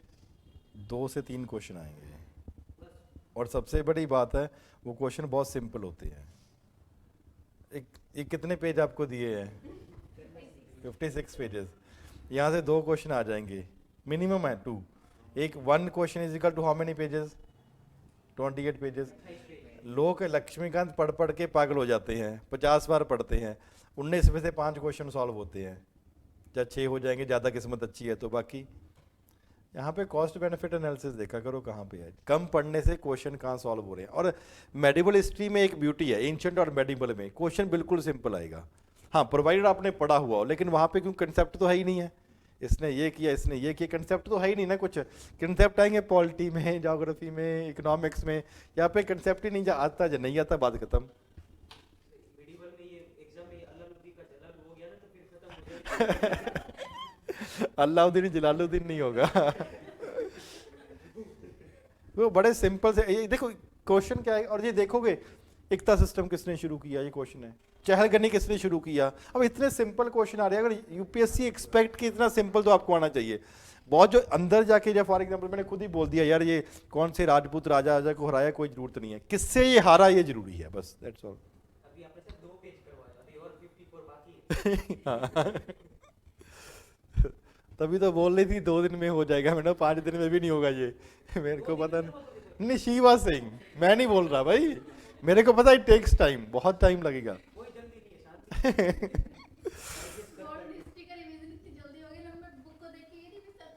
से। नहीं नहीं यार, तो उसको करवाया भी तो कितने दिनों में था, ये भी तो देखो। और सर ये जीएस का नया पहली बार पढ़ रहे हैं। वो एक बात की, चलो आएगा आगे, वो भी आएगा। नेक्स्ट, इसके बाद गद्दी के ऊपर बैठा for example a person by the name Ruknuddin Firoz. कहा जाता है कि इल्तुतमिश को पता था कि अपने बच्चे कैसे हैं, कि सबके सब निकम्मे हैं। एक ही औलाद अच्छी थी bye the name Razia. Razia को छोड़ के बस सबके सब इसके लड़के निकम्मे थे। रजिया जो इसकी बेटी थी, she was the only person who was capable. तो कहा जाता है when Iltutmish was sick and he was on the death bed, वहां पे अपने लोगों को बोल भी दिया था कि भाई मेरे बाद मेरी बेटी को किंग बनाना है, किंग जो बनाना है उसी हिसाब से she would B ruling India. लेकिन ये हजम नहीं हो पाती मेल क्लास ऑफ पॉपुलेशन की, यार एक पूरे के पूरा हिंदुस्तान को ईरानी रूल कर रही है, दैट वाज नॉट एक्सेप्टेड। जैसे नॉर्मल हजम नहीं हो पाता तो ऑटोमेटिकली वो कहेंगे नहीं यार वो तो चलो मर गया जो मरना था, इसको गद्दी के ऊपर बिठाओ। एंड सबसे बड़ी बात है दिस एडमिनिस्ट्रेशन, हमेशा एडमिनिस्ट्रेटिव क्लास ऑफ पॉपुलेशन क्या कोशिश करते हैं कि राजा हमारे कंट्रोल में रहे, जैसे आप भी कल अगर बाई चांस भगवान की कृपा से IAS IPS बनते हो, आप क्या कोशिश करोगे कि हमारा जो MLA MP है उसके साथ हमारे टर्म्स अच्छे रहें, अच्छी पोस्टिंग मिल, ये मिल जाए वो मिल जाए। Same was the case for this also, ये भी वहाँ के IPS IAS ऑफिसर ही होंगे, ठीक है, उस टाइम पे। तो वो क्या कह रहे थे, we wanted such a person to become a king, जो हमारे हाथों की कठपुतली बन के रहे। हर लोग ऐसा ही चाहेंगे। And therefore in that particular regard they understood कि Ruknuddin Firoz is totally a निकम्मा पर्सन, इसको ही हम फॉर एग्जांपल गद्दी के ऊपर बैठा देते हैं। एंड वो चल रहा था उस तरीके से। रजिया होगी गुस्से भी, ये क्या बात हुई। तो इस टाइम के ऊपर रजिया, लेकिन रजिया कुछ कर नहीं सकती थी। And he try to find an और she try to find opportunity कि कब फॉर एग्जांपल मैं गद्दी के ऊपर बैठूं। जब सब कुछ चल रहा था, आम चल रहा था, रुकनुद्दीन फिरोज शाह एक दिन फॉर एग्जांपल शिकार पे चला गया कि चलो ठीक है अब राजा बन गया, शिकार विकार करके आते हैं, बढ़िया माहौल करते हैं, लोगों को अपने साथ लेके चलते हैं। तो ये सब कुछ चला गया। When these things, Razia she came out in the open, खड़ी होगी दिल्ली की गलियों में, सड़कों के ऊपर, कहती थी एंड अपना पर्दा उठाया, कहती मेरा फादर कहता था कि इसको रानी, इसको किंग बनाना चाहिए, मेरे भाई हैं टोटली निकम्मे। एंड टोटली अपने पूरे के पूरे लोगों की इमोशन सेंटीमेंट्स इकट्ठा कर रही है। या रुकनुद्दीन फिरोज शाह शिकार से आया होगा, तब तक माहौल गेम बदल गई थी, तख्ता पलट गया था। And the same thing was there. अब क्या हो गया? Therefore, it was this human sentiments that was used by Razia. No doubt that she was a capable person, but she came out in the open and said it was my father who wanted me to rule this country, and she was the only woman in the whole of the medieval history जो कह सकते हैं कि जब पहले भी जिसने openly rule भी किया, काफ़ी हद तक डोमिनेट भी किया। And most important thing was she ruled as a ruler, अच्छे तरीके, ऐसा नहीं कि सिर्फ नाम का, जैसे रुकनुद्दीन फिरोज है, नाम का ही किंग है लेकिन एडमिनिस्ट्रेशन की और चला रहा है। She the first thing she did was at that point of time, इसको पता था कि जो मेरे फादर इल्तुतमिश ने राजपूत किंग्स को हराया है, जब रुकनुद्दीन फिरोज गद्दी के ऊपर बैठा वो फिर इंडिपेंडेंट हो गए। The first decision he was taken कि अपने पहले तो वजीर अपना सही होना चाहिए। अगर वजीर मींस प्राइम मिनिस्टर वहां पे, उसका फॉर एग्जांपल सही होना चाहिए, और वो सही है तो बाकी एडमिनिस्ट्रेशन को हम काफी हद तक कंट्रोल भी कर सकते हैं। And not the first thing she did was कि जो उस टाइम पे राजपूत रूलर्स ने रूल करना स्टार्ट कर दिया था, उनको दोबारा से हराया जाए और खुद गद्दी के ऊपर अच्छे तरीके से बैठा जाए। कैरी ऑन द एडमिनिस्ट्रेशन, हाथी पे जाती थी, बड़ा माहौल बना के, ठीक है, ताकि लोगों को लगे कि ठीक है she is the ruler who is really ruling in a very good वे, और उसको रूल करने का भी था। लास्ट रूलर वजीर वाज बेसिकली ख्वाजा महदूद ने पर्दा हटा दिया था, मेल के अटायर डालती थी, open in the court, supervise पूरी की पूरी एडमिनिस्ट्रेशन को, ऑर्डर इशू करती थी गवर्नर्स को कि आप सही काम कर रहे हो या फॉर एग्जांपल सही काम नहीं कर रहे हो, listen to the public grievances, all these things were there. And now the proud people at that point of time, the nobility that was there, the male dominating nobility was not in a position, वो हजम नहीं हो रहा था कि for example they are taking orders from women। आज से आप लेके चले इसको कुछ 800-900 साल पहले की बात है, तो इट इज आज भी हजम नहीं होता, तो उस टाइम पे फॉर एग्जांपल हजम ही कैसे होगा। देयरफॉर अब एक ही तरीका है कि कैपेबिलिटी के ऊपर तो शक नहीं है, लेकिन सबसे आसान क्या होता है, फीमेल के ऊपर कोई बोल दो कि ये ऐसी फीमेल है, ऐसी है, that is the simplest of the thing one can do. जब आप किसी को क्रिटिसाइज कर रहे हो, क्रिटिसाइज से कोई फर्क नहीं पड़ रहा उसको, एंड अब एडमिनिस्ट्रेशन भी बहुत अच्छे तरीके से प्रोवाइड कर रहा है, गवर्नर्स को ऑर्डर भी हो रहे हैं, जो area which were lost have also been reconquered. तो एक ही बात है कि उनको बोल दो कि फॉर इसका करेक्टर सही नहीं है। At that point of time a person was there by the name Yakut, Jalaluddin Yakut, and it was, इस रूमर्स क्या कर दिए that she is having an affair with Yakut at that point of time, because Yakut was a person for example जब रजिया घोड़े के ऊपर बैठती थी तो उसको हाथ पकड़ के उसको फॉर एग्जांपल घोड़े पे बिठा देता था और कहते there is something the romance that is going on between both of two. And जब रजिया ने फॉर एग्जांपल याकूत को प्रमोट भी किया, अबिसियन स्लेव था, प्रमोटर टू दी अमीर अखुर, ये बहुत ही ज्यादा इंपॉर्टेंट है। अखुर मीन्स घोड़ा, अमीर अखुर means the incharge of the royal stables, horses के ऊपर इंचार्ज है, और इसकी रिस्पॉन्सिबिलिटी है कि अगर क्वीन है तो उसको ऑटोमेटिकली तो बिठाना ही है। And there were rumours that were there कि फॉर एग्जांपल ये गलत हो रहा है। When these rumours were came, the आपको पता होना चाहिए who was the basically person who was responsible for starting this rumour, and that is for example Aitigin, lord chamberlain, अमीर हाजिब। लॉर्ड चैम्बरलिन अमीर हाजिब क्या मतलब क्या होता है कि जो बंदा कोर्ट में पूरी की पूरी सेरेमनीज हो रही है, उस सेरेमनीज को देखेगा कि राजे के लिए सेरेमनी सही तरीके से करी जा रही कि नहीं, उसको बोलते हैं अमीर हाजिब। He was a ring leader, इसने लोगों को मोबिलाइज करने की कोशिश करी रजिया के खिलाफ, ताकि लोगों को भड़काया जा सके कि for example she is having an affair with Jalaluddin Yakut, and who was basically an Abyssinian slave। तो इस एक लोगों को इकट्ठा किया, Kabir Khan, Ayaz governor of Lahore and Multan, और अल्तूनिया गवर्नर ऑफ बटिंडा, तो इनको फॉर एग्जांपल किया। At that point of time जब इन्होंने रिवोल्ट किया तो Razia automatically she would be moving toward them to defeat them. अब Razia moved but against them, what was defeated and imprison कर दिया अल्तूनिया ने फॉर एग्जांपल, पकड़ के जो बटिंडा में फोर्ट बना हुआ मेरी होम डिस्ट्रिक्ट में, वहां पे इनको पकड़ के डाल दिया। अब शी वाज, और उसकी जगह पे इल्तुतमिश के दूसरे बेटे को गद्दी के ऊपर बिठा दिया। अब Razia was also very smart eight that particular point of time.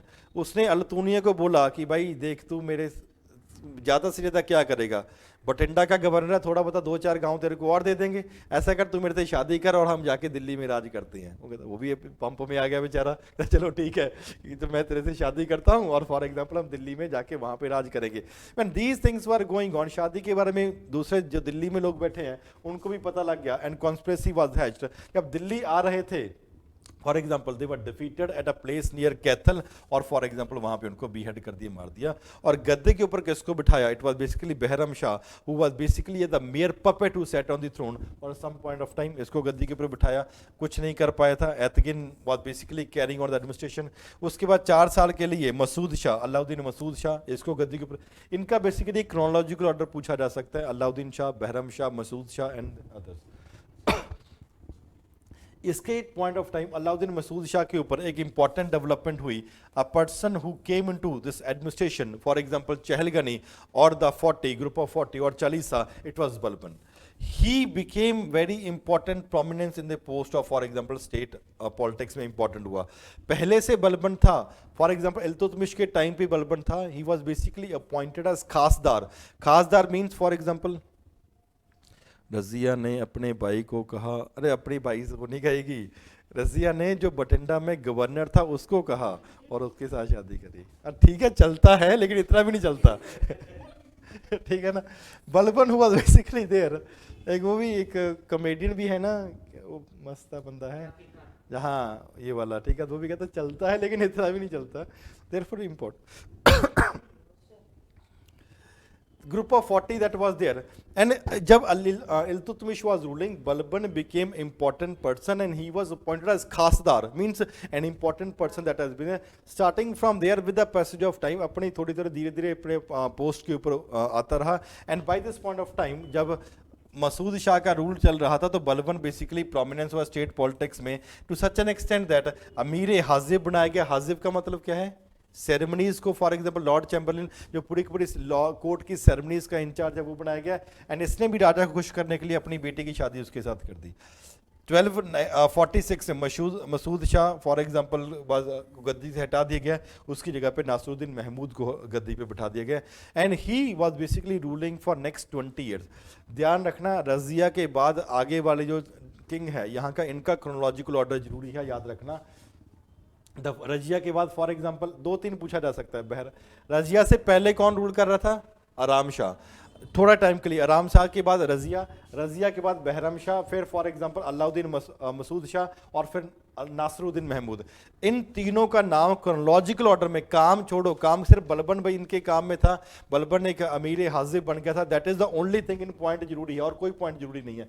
लेकिन इन तीनों का, बहरम शाह, मसूद शाह और महमूद, इन तीनों का क्रोनोलॉजिकल ऑर्डर आपको पता होना जरूरी है। बाकी ये इन तीनों के बारे में सब कुछ भूल जाओगे फिर भी काम चल जाएगा।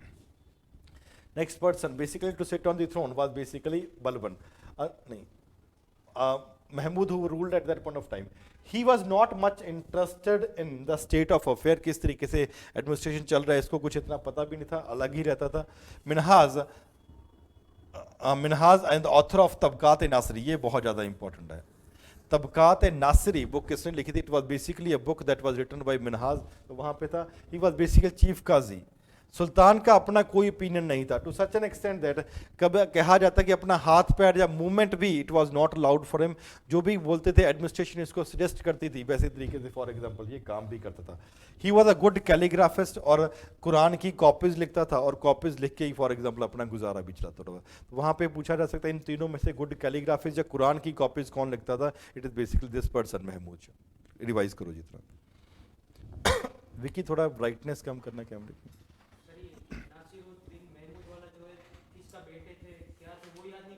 वो इल्तुतमिश के बच्चे ही हैं, वो जरूर कुछ जो ऐसा कुछ नहीं पूछेंगे।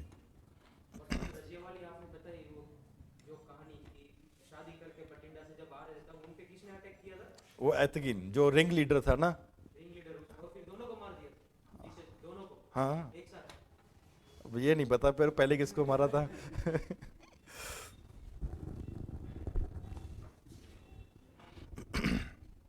हाँ, वो इम्पोर्टेंट मेंबर बनने लगा था उस टाइम के ऊपर, इतना नहीं पूछेंगे अंदर जाके।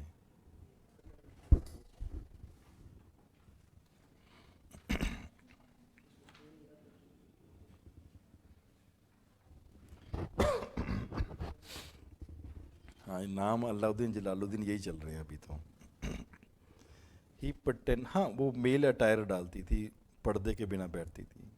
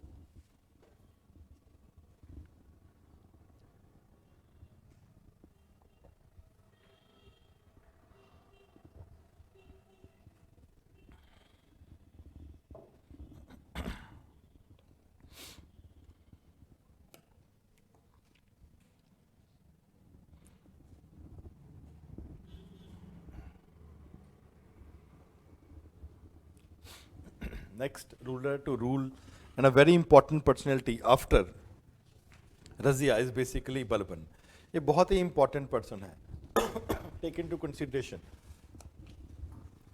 He was a member of 40, group of 40. Chalisa का member था ये। Chalisa that was started by Iltutmish, continued later on also. इसका इंपॉर्टेंट मेंबर था ये। When he was a member, one thing that was clear, Iltutmish के बाद कौन गद्दी के ऊपर बैठा? आराम शाह। आराम शाह के बाद रजिया, रजिया के बाद फिर उसके जो इल्तुतमिश के आगे बैठते रहे, बैराम शाह, मसूद शाह और महमूद। ये तीन बंदे गद्दी के ऊपर बैठे।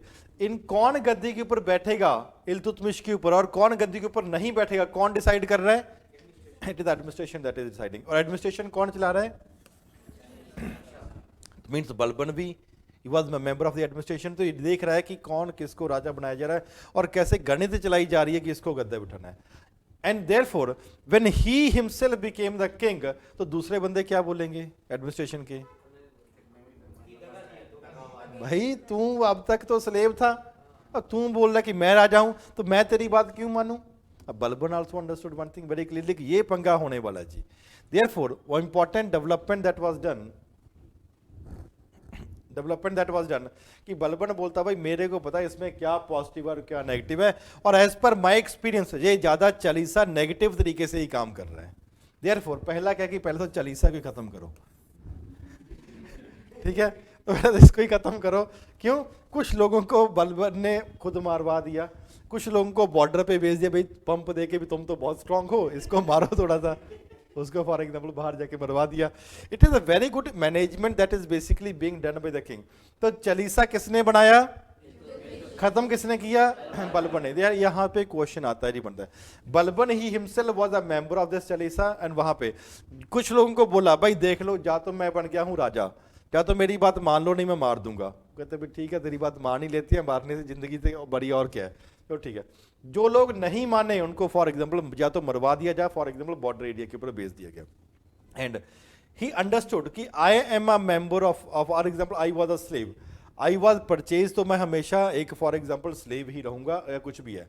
लेकिन जब आप राजे बन गए हो, he introduced very good changes in his own behaviour. पहले ये काफी ज्यादा शराब पीने का आदी था, दारू वारू पीता था, जाम झलकते थे जाता, लेकिन जैसे ही हुआ तो इसको पता था मैं इनके साथ पैग बना रहा था इससे पहले। ठीक है, लेकिन अगर राजा बन गया है, देखो सबसे बड़ी दोस्ती कहते हैं कि शराब पीने के टाइम पे ज्यादा अच्छी दोस्ती बन जाती है, ठीक है। तो अगर एक बात है, अगर राजा बन गया तो क्या दोस्त आपकी इज्जत करेगा? जिसके साथ उल्टे सीधे काम करे हैं, कल को आप आईएएस भी बन जाओगे, वो तो आपको वैसे ही बात करेगा। Therefore at that particular point of time, तो ये बलबन, अब ये चालीसा का खतरा था, बलबन को भी कल को मेरे को भी ये गद्दी से हटा सकता है, तो पहले तो इसको साइड लाइन पे किया, चालीसा को साइड लाइन पे किया जाए। That was the first thing, and he introduced very good changes in the administration and other thing also. पहले बात है, बलबन पहले था कि नॉर्मल तरीके से रह रहा है as one of the important अमीर हाजिब एंड अदर थिंग्स, यहाँ पे प्राइम मिनिस्टर भी बना दिया गया बाद में।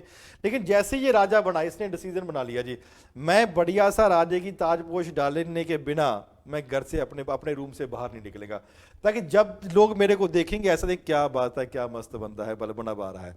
और सबसे बड़ी बात है, अपने एडमिनिस्ट्रेशन के ऊपर तो डर बैठा लिया था, लेकिन डर के साथ साथ what was equally important, people should also be getting fear from you. ये राजा है, अगर हमने उल्टा सीधा कुछ किया तो ये हमें मरवा देगा। तो उसके लिए बहुत बड़े प्रोसेशंस निकालता था ये, कि फॉर एग्जाम्पल राजा जा रहा है, आगे 1000 सैनिक जा रहा है, घोड़े चल रहे हैं, हाथी चल रहे हैं, पीछे चल रहे हैं, लाम लश्कर लेके चल रहा था। और इतना खूबसूरत वो प्रोसेशन होता था कि फॉर एग्जाम्पल लोग 100-100 किलोमीटर दूर से चल के आते थे कि क्या बात है, बलबन यहाँ से निकलेगा, हम देख के आते हैं। ये बहुत बड़ी बात है, that not only develops respect for the king but also says कि हमारा राजा बहुत, देखिए मोदी है चाहे कैसा भी है, लेकिन एक बात तो माहौल बना के तो रखता है, ये तो श्योर है, चाहे आप उसके फेवर में हो चाहे आप उसके अगेंस्ट में हो, लेकिन एक बंदा बहुत है कि माहौल बना के, चाहे दिन में 10 बार कपड़े बदले, भाई तू बदल लेता पहले वाला, क्या गलत है? तो प्रधानमंत्री है, अपने रहता है दबदबे में, रहना भी चाहिए, प्रधानमंत्री है देश का, हिंदुस्तान का, तो प्रोसेशंस है। अब इतना बड़ा लाम लश्कर जलूस लेके निकल रहे हैं तो लोग देखेंगे क्या बात है। लेकिन not only fear but also he tried to win the heart of the people also through his system of justice। कहते हैं भाई सबसे बड़ी बात है लोगों का दिल जीतना, जस्टिस। कुछ ना कुछ उल्टे सीधे काम तो होते रहते हैं, but if the king is providing a good amount of justice to the people will always be happy. He understood one thing very clearly, that we are outsiders came from India and population is only limited, only ज्यादा population for example यहाँ पे Hindus की है। Therefore it is important कि लोगों को खुश किया जाए, and he was very much fair in providing administration and justice also, खास करके basically in the regard that अगर इसके अपने बच्चे ने भी कुछ उल्टी सीधी हरकतें करी, उसको भी फॉर एग्जांपल वो कोड़े वोड़े जो होता है वो मरवाता था बीच बाजार के ऊपर। अगर अपने लड़के को मरवा दिया तो दूसरे को तो क्या ये छोड़ेगा। देयरफॉर दीज पीपल अंडरस्टूड कि अगर बलबन के पास कुछ हम अपनी गुजारिश लेके जाएंगे और हम अपनी जगह पे सही है तो बलबन सुनेगा और हमें फॉर एग्जांपल जस्टिस देगा। Therefore he try to win the heart of the people also at that particular point of time. तो चालीसा खत्म किया, प्रोसेशंस बड़े बड़े निकाले लोगों का दिल जीतने के लिए, and justice was also given at that point. He also understood one thing very clearly कि अभी टाइम नहीं आया कि हम अपने आप को एक्सपैंड करें। Therefore it was the consolidation of the empire that was most needed at this point of time. तो उसको कंसोलिडेट करने के लिए भी और ज्यादा कोशिश करी, सो दैट नेक्स्ट रूलर जो आएगा वो हमेशा, जो भी रूलर आएगा हमेशा एक्सपैंड करने के लिए सोचे। The administration was done in a very good way to such an extent. पहले क्या था, civil and military administration was in the hand of one person only, कि जो ही सिविल का इंचार्ज है वही मिलिट्री, और ज्यादातर होता था वही फॉर एग्जांपल फाइनेंसेस का इंचार्ज भी हो जाता था, तो सिविल्स में फॉर एग्जांपल आपके फाइनेंसेस भी आ जाएंगे। बलबन बोलता है एक बंदा इतना कैपेबल कैसे हो सकता है, ठीक है, कैपेबल होगा तो राजा ही बन जाएगा। तो देयरफॉर पहले की बात क्या करी कि the military administration should be made separate from the civil administration। तो who was the first king who separated the civil and military department? It was Balban who separated। यहाँ पे क्वेश्चन बनता है जी, तो therefore he appointed for example a separate class of military official who will basically be responsible for carrying on the recruitment purposes। अब अगर आपको military department का head भी बना दिया गया है, लेकिन यहां पे ध्यान रखो आपको मिलिट्री का एक एडमिनिस्ट्रेशन के लिए मिलिट्री का हेड बना दिया है, लेकिन the real command of the army was always in the hand of. अगर इसको फॉर एग्जांपल इंचार्ज ही बना दिया कि व्हाट वाज हिज रिस्पांसिबिलिटी, भाई तेरी जिम्मेवारी है आर्मी की रिक्रूटमेंट भर्ती करना। फर्स्टली ताकि उनको सैलरी मिल रही है सही कि नहीं मिल रही. That was another thing. अगर कोई प्रॉब्लम है तो you have to solve that particular problem. Therefore not only that civil and military department was separated, even if the military head a separate person was basically being chosen, he was not, I am saying he was not made in charge of the military activities, the military for example forces, but his duty was basically for the recruitment, for training, for salary and for any other purposes. Who was the in charge of the army? It was the king who continued to maintain the for example in charge of that particular area. Initial phase में ही was purchased by Iltutmish खासदार बनाया गया, बाद में अमीर शिकार भी बनाया गया, एंड अमीर हाजी भी बाद में अलग अलग टेरिटरीज इसके Hansi and Rewari personal states, other thing that are there. Next is Balban, when he was basically as a minister that was ruling over there. When he was there at the time of for example Nasruddin जब for example rule कर रहा है, नासरुद्दीन महमूद जब वहाँ पे rule कर रहा है, तो वहाँ पे अमीर हाजिब फॉर एग्जाम्पल इसको बनाया गया और बाद में इसको वजीर भी बनाया गया. टाइटल क्या दिया गया? उलुग खान. उलुग शब्द का मतलब है काफ़ी ब्रेव, ब्रेव खान का, उलुग खान का, ये काफ़ी बार टाइटल आएगा. उलुग खान का टाइटल अलग अलग लोगों को दिया जाएगा, वो टाइटल ही बन जाएगा. कुछ लोगों का नाम भी फॉर एग्जाम्पल उलुग हो जाएगा बाद में. The means something person who is comparatively brave. When Balban was working as a minister of Nasruddin Mahmud, तो वहां पे कहते कुछ लोगों की जेलसी होगी कि क्या बात है यार, राजे कितने करीब क्यों जा रहा है ये. And therefore they hatched a conspiracy against him. The person who started a conspiracy against him was Imaduddin Rehan. Imaduddin Rehan, he became jealous of Balban and राजे के कान भरने इसने शुरू कर दिए. फॉर एग्जाम्पल कि उसको वहां से हटाया जाए, वजीर है, पूरी की पूरी पावर खुद कंट्रोल कर रहा, आपको कुछ नहीं दे रहा जी. और वो भी फॉर एग्जांपल उसकी बातों में आ गया. राजा जब उसकी बातों में आ गया तो फॉर एग्जांपल कि बलबन को ये बात पता लग चुकी थी. When he was basically as a minister with the king कि अब मेरे को फॉर एग्जांपल हटाया जाएगा, तो उसको अपने आप ही उसको फॉर एग्जांपल रेजिग्नेशन दे दिया. And he was sent letter on to Hansi as a governor, और रेहान उसके बाद अमीर मामलिक या फॉर एग्जांपल प्राइम मिनिस्टर बन गया. आपने किसी को गद्दी के ऊपर हटा तो दिया और बोला कि मैं खुद गद्दी के ऊपर, गद्दी की नहीं फॉर एग्जाम्पल उस पोस्ट प्राइम मिनिस्टर की पोस्ट पे आ जाए, लेकिन हटाना एक अलग बात है. हटाने के बाद जब खुद प्राइम मिनिस्टर बनेगा तो क्या आप एडमिनिस्ट्रेशन चला पाओगे win a very short span of time. Despite the fact कि ये सब लोग इकट्ठे होकर बलबन को तो हरा दिया, साइड लाइन कर दिया, उस पोस्ट से हटा दिया गया, लेकिन जब रेहान को गद्दी के ऊपर बिठाया गया, इमादुद्दीन रेहान को, तो आपको क्वेश्चन यही पूछा जाएगा who was the person who conspired against Balban when he was basically as the minister Naib Mamlikat. तो नाम है उसका इमादुद्दीन रेहान. इमादुद्दीन रेहान को अब प्राइम मिनिस्टर बना दिया गया, नायब ममलिकत बना दिया गया, but he was not in a position to carry on the administration in a good way. कुछ टाइम के बाद बलबन को वापस बुला लिया. The he and his people they made a comeback. और वहां पे जब था he was very much clear, Balban को दोबारा से नायब मलिक नायब बना दिया गया with complete power in his hand. And now he came to a conclusion, यार आज राजे के कान भर के मेरे को गद्दी से हटाया जा, मेरे को पोस्ट से हटाया जा सकता है, तो कल भी हटाया जा सकता है. Therefore he said that there are three type of dangers which are there. पहला डेंजर क्या है? टर्किश नोबल से. दूसरा danger for example rising powerful Hindu chief, and third is for example the Mongols, अगर वो फॉर एग्जांपल अटैक करेंगे तो. 1255 में Jalaluddin the half brother of Nasiruddin Mahmud ने अपॉइंट किया in charge of the frontier areas. और बाद में कहा जाता है toward the close of 1257 Mongols Hindustan के ऊपर आने की कोशिश करी. बलबन ने उनके साथ डिप्लोमेटिक रिलेशन एस्टेब्लिश कर ली ताकि वो प्रॉब्लम ना हो. बाद में पूरे का पूरा कंट्रोल बलबन ने अपने हाथों में ले लिया था नासरुद्दीन महमूद से. और ये भी कहा जाता है later on that he was also poisoned by Balban. The king Nasiruddin was poisoned by Balban, जिसके चलते उसकी डेथ भी हुई. Is this much clear to everyone? ठीक है, इतना पढ़ो, आगे फिर कल कंटिन्यू करेंगे बलबन एज द किंग से.